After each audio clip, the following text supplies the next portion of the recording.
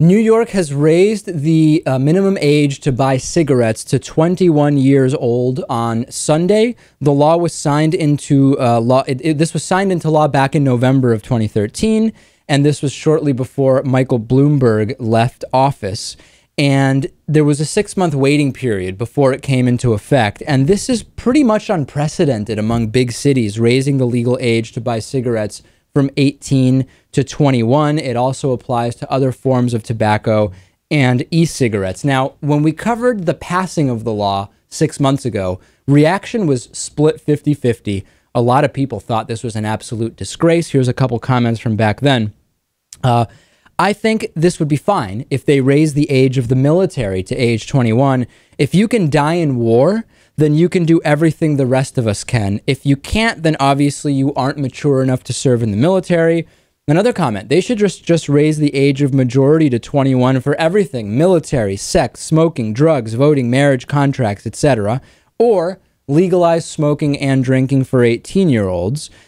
When did the legal age ever stop anyone from smoking anyway, etc., etc.? I tend to agree on the one hand, Lewis, that there is no amount of cigarette smoke that is beneficial or not harmful to one's health, while there are amounts of alcohol that are not harmful or, according to some, beneficial to one's health. At the same time, there is not really a precedent of people smoking cigarettes and then getting into a car and killing themselves or others, while the drunk driving crisis that we have in this country is widely documented. So I do agree that the age for drinking and smoking should probably be the same, but what should the standard be? How much risk there is from the activity harming just the person engaging in it and harming those around them? How do you determine that? Well, I mean, I guess you could put cigarettes in that category if you're talking about just how much it harms you or harms the people around you.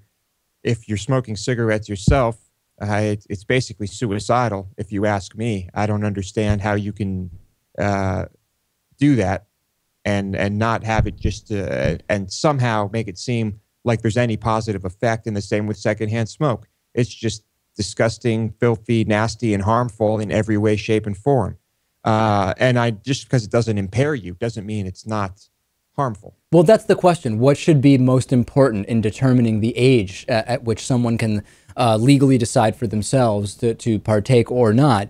And it is a good point that banning, in other words, if 14-year-olds want to smoke, they can figure out a way to smoke anyway. But the idea that having the age limit at all does nothing also isn't true, right? If you push it from 18 to 21, maybe you at least delay new smokers to some extent or for some period of time. I don't really know the answer, but for some reason, I know that this really has fired up both liberal and conservative elements of our audience. And I look forward to hearing people's stories about if they are in New York here. What have you seen? Any interesting anecdotes related to needing to be 21 to buy cigarettes? Please send them in and we'll follow up on this.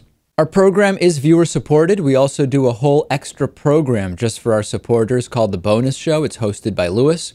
Go to davidpakman.com/membership to sign up today.